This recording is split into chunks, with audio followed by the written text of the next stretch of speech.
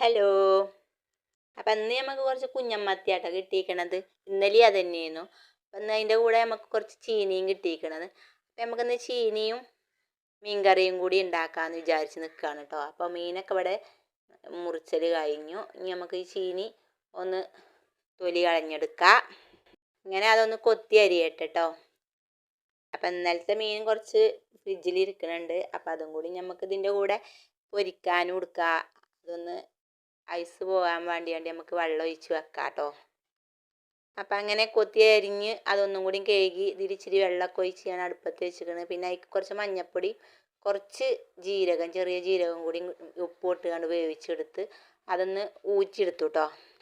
പിന്നെ നമുക്ക് പൊരിക്കാതെ മീനിനെ ഒന്ന് വരഞ്ഞെടുക്കാം.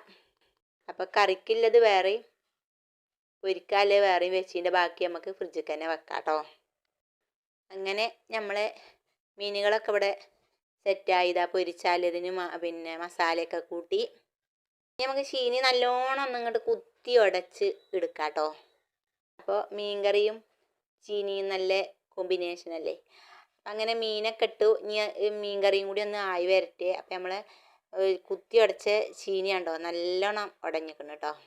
ഒരടുപ്പിൽ കറിയും ഒരടുപ്പിൽ പൊരിച്ച മീനും വെന്തും കൊണ്ടിരിക്കുന്നുണ്ട്.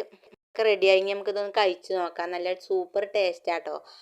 അപ്പം ഇന്നത്തെ വീഡിയോ ഇത്രയൊക്കെ ഉള്ളൂ. മറ്റൊരു ദിവസം മറ്റൊരു വീഡിയോ ആയിട്ട് വരും വരെ എല്ലാ കൂട്ടുകാർക്കും ബായ്.